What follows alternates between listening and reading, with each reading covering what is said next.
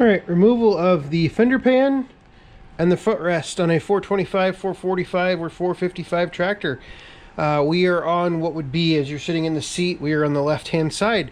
First thing we're going to do is I'm going to remove this differential pedal. What I've done is I've taken my Knipex twin grips and I have released this screw right here.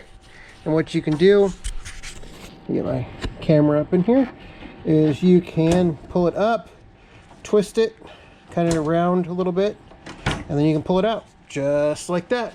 So that is that piece. The next piece we're going to do, there are two 10mm bolts and nuts back in the back, and there should be two, I believe, two on the support right here, but there's only one in this case. So we're going to go ahead and remove those, and so I'm going to get busy doing that. You should need, as far as I know, you should only need 10mm, and maybe on the other side with the pedals we'll need a 13, but we'll get over there and check that out. I haven't done this in a couple years, so I'm going to get these bolts loose over here and we'll go from there. The last bolt you'll need to remove on this side is right here. Like I said, they should all be 10mm. The bolts that hold the foot pan to the fender rest, or the fender pan to the footrest, sorry. A lot of times those are ones that get replaced with some SAE bolt, a nut, so that's something to be aware of. If 10mm won't fit, try a 7/16. That's typically what people do. So now what we'll do is we'll go over to the other side. All right, so a couple of, on this side, you have this support here. It's got a 10mm bolt somewhere in here. And then you've got another one up here. It works really good to press down the forward pedal to get access to that with a 1/4-inch ratchet and socket. The last thing we have to do is we have to take this forward pedal off. So I think to do that, we'll just set the camera up right there. And we'll see how far I can send this camera flying across the room when I break this free. So all you gotta do is just, it's just got a set screw, and then you should be able to, should being the key word. We'll try again. Wow. There we go. Actually never had one stick that bad. So, a couple other areas to be very mindful of. The bolts that hold this on the supports, occasionally water will get under here, under the footrest, and basically rust. These are just carriage bolts that go down through those supports, and what will happen is they will rust and the carriage bolts will slip out. The easiest way to kind of start with is you just push down it with your hands, try to keep those carriage bolts down in there.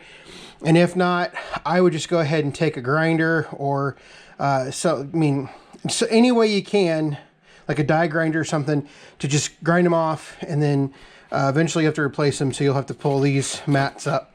But that's what I would recommend doing if you get into that kind of predicament.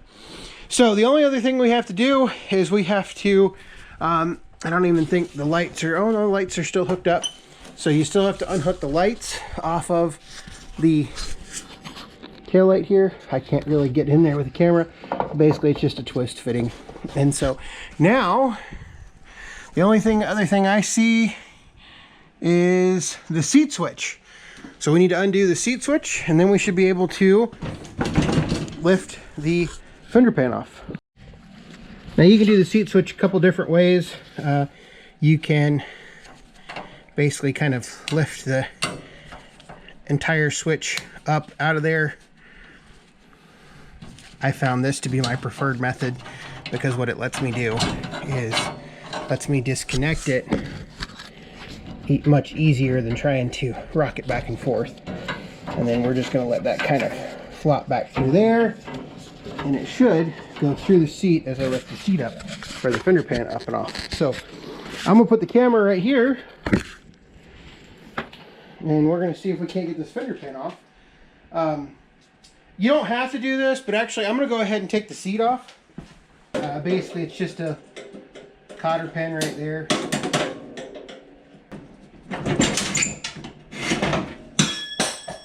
drop it on the floor, of course. All right.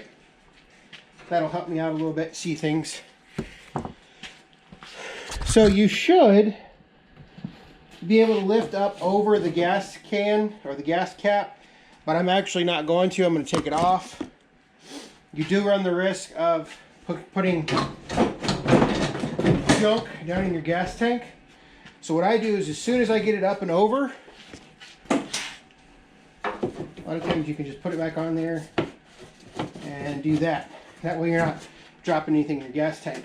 The hardest part is the fact that some of those bolts on that fender or that footrest won't come out. It's just a matter of rocking stuff back and forth, and then you can lift it off. What I like to do is, because you got that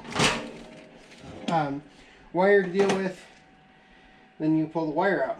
Looks just as nasty as I would expect. The footrest is pretty easy. One of the things that Deere actually did well, put that right there, is this actually is attached to the footrest. So theoretically you should be able to just lift up and the footrest will come right off, and then it's just a matter of kind of angling it out right angle to get it out of there.